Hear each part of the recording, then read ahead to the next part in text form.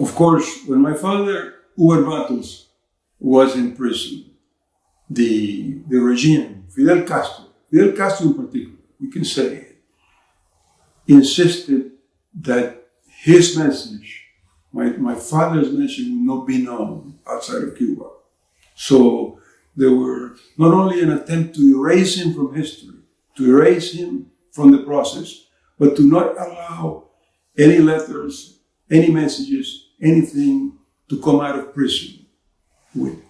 So my father, no visits, very few visits, no letters allowed. There was all types of interference. And my father wanted his message, his story to be known,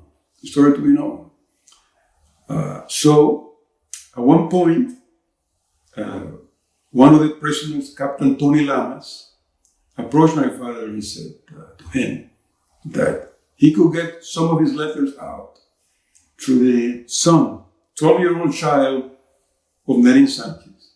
So it was that this 12-year-old Miguel Sanchez was the only messenger that my father trusted to get his letters and his whatever he wanted to say to the outside world, to his family. They all came out through this 12-year-old messenger, Miguel Sanchez, who did this from age 12 to age 19. And with this child, again, a young man in the process, we were able to circumvent the blockade that the regime wanted to keep on my father getting his message out to the people of Cuba and to the world. Well, need to mention a little bit about those letters, how those letters were smuggled out of prison. Because we talk about a 12-year-old child, Miguel Sanchez was the only messenger that my father, HUBER Matos, trusted to take out the letters. But how were the letters taken from prison to avoid the vigilance of the guards? Well, the prisoners designed what they call balitas, paper bullets. You can say paper bullets that were folded, made waterproof, and they would put them in their mouth, in any place that you can imagine. That would be well disguised, mostly in their mouth, other places too. And this 12-year-old child, Miguel Sanchez, the messenger, I say from 12 to 19, not only deliver my father's letters to our family, that's how they got to us, but they also arrived, messengers and letters arrived to a journalist, Humberto Medrano, who did a tremendous job for years. Humberto Medrano, who published in Diario de las Américas, did a great job in publicizing what was going on inside of Cuban prisons.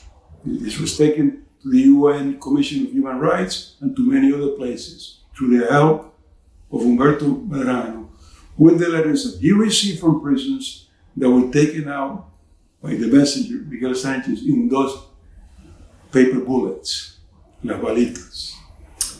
Now, my father and his fellow prisoners organized our organization, the one that I'm a member today, Cuba Independiente y Democrática, CID, had its roots. It was organized in the Cuban prisons by my father and his fellow prisoners. The history of CID and the fact that his message was taken out in letters and spread across other prisons in Cuba by the paper bullets.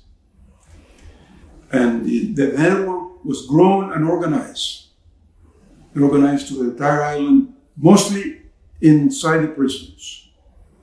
That organization was then, in 1979, when my father completed his 20-year sentence, CID was organized here. Cuba Independiente was organized mostly by political prisoners, organized here in exile. And now, Years later, he was organized back in Cuba. So he came out of the prisons, he came into exile, he was founded in Venezuela and Miami, and now is in Cuba, and is in all over Cuba. We have our network of CID that has their roots in Cuban political prisoners who never advocated, who never resigned their ideals of freedom and the true promises that were made of the Cuban Revolution, that were made to the people of Cuba, not turning Cuba over to communism, not the destruction of the island, but opportunities for everyone, which is the message that was the promise that was made to the people of Cuba.